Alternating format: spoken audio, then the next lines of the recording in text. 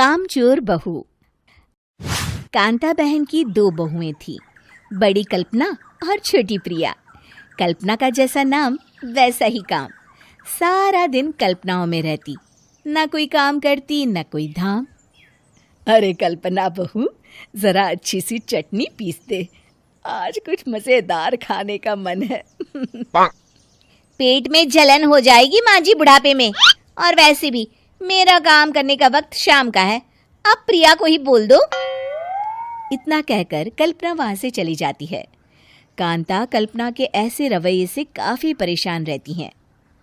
मैं बना देती हूँ माँ चटनी, ऐसा बोलकर प्रिया माँ को चटनी बनाकर प्लेट में खाने को देती है कि तभी वहां कल्पना आ जाती है। अरे वाह चटनी, जरा चक्कर तो देखूं, बड़े दिन हो गए।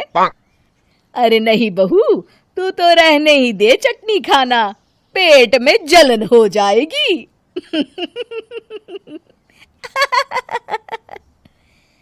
इतना कहकर कांता और प्रिया दोनों हंसने लगते हैं। कल्पना सारा दिन या तो मोबाइल में यूट्यूब देखती या फिर सोती रहती। उसका कमरा भी बिखरा और गंदा रहता। एक दिन कल्पना का पति अशोक उससे कहता है, अरे कल्पना, जानवर भी उस जगह को साफ कर लेता है जहां वो बैठता है, तुम तो इंसान हो, कैसे इतने गंदे कमरे में रह लेती हो? देखो सारा सामान यहाँ वहां बिखरा पड़ा है।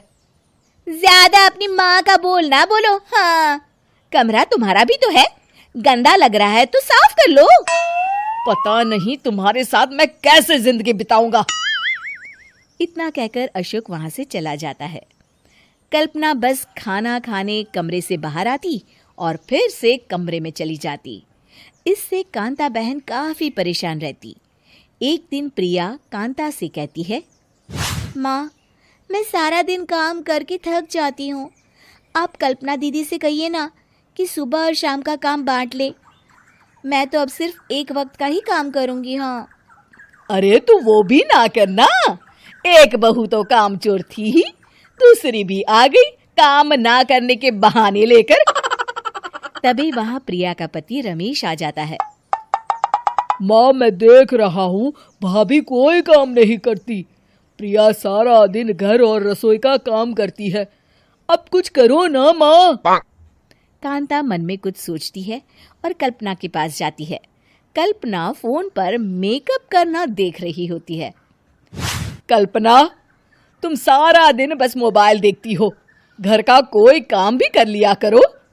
प्रिया सारा दिन काम करके थक जाती है। आज से मैंने फैसला किया है, एक वक्त का काम तुम करोगी, सुबह का खाना तुम बनाओगी और रात का प्रिया। आप लोगों ने काम को हव्वा बना रखा है। अरे पता नहीं थोड़ा सा ज्यादा काम करने में आप लोग घबरा क्यों जाते हैं। और हाँ, बहुत ज्यादा प्रिया की तारीफ मत करिए मेरे सामने, बड़ी बहू तो मैं ही रहूंगी। मैं कुछ नहीं जानती, कल सुबह मुझे वक्त से खाना चाहिए, रसोई में आ जाना, वरना कल से तुझे खाना नहीं मिलेगा। अगली सुबह कल्पना रसोई में नहीं आती है। वो देर से सोकर उठती है और बाहर आकर कहती है, अरे भूख लगी है, आज खाने में क्या है? इतनी देर हो गई, आज किसी ने मुझे उठाया भी नहीं, पता नहीं कहाँ है सब। कल्पना को घर में कोई नहीं दिखता। वो रसोई की तरफ जाती है जहां बड़ा सा ताला लगा होता है। अरे रसोई में ताला? ओ, मैं तो भूल ही गई थी। माँ ने आज से सुबह का खाना मुझे बनाने को कहा था। हे भगवान, इतने लोगों का खाना बनाना क्या आसान है? तभी घर के सारे सदस्य बाहर से वापस आते हैं। वाह माँ जी, मजा आ गया छोले भटूरे खाकर। मेरे मुंह में तो अभी भी स्वाद आ रहा है। अरे कल्पना, तेरे भरोसे रहते तो हम तो भूखे ही रह जाते। कल्पना को बहुत गुस्सा आ जाता है। अब बहुत हो गया, आज से मैं अपनी रसोई अलग कर रही हूँ, मैं अपना खाना खुद बना लिया करूंगी।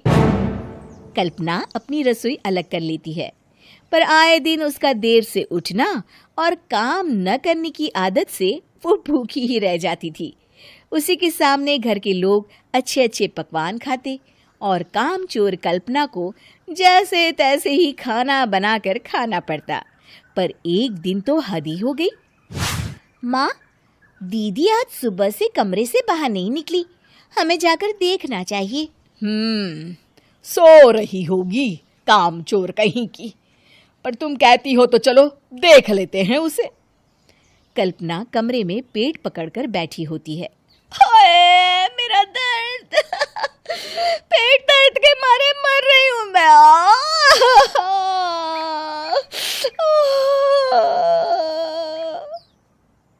अरे दीदी, क्या हुआ? पेट में दर्द क्यों हो रहा है? डॉक्टर को दिखाया आपने? माँ। कल्पना खड़ी होती है और माँ जी के पास आती है। मुझे माफ कर दीजिए, अब से मैं सारे काम में मदद करूंगी, कभी आलस और काम चोरी नहीं करूंगी। हाँ, वो तो ठीक है, लेकिन अचानक क्या हो गया जो तू काम करने को तैयार हो गई? कामचोर कल्पना। माँ, लगातार बासी और उल्टा पुल्टा खाना खाने के कारण मेरे पेट में इन्फेक्शन हो गया है। काम न करना पड़े इसलिए मैं 2 दिन का खाना एक दिन ही बना लेती थी। बासी और खराब खाना खाने के कारण लेने के देने पड़ गए। पेट में दर्द हो रहा है। चलो अच्छा हुआ, देर आए दुरुस्त आए।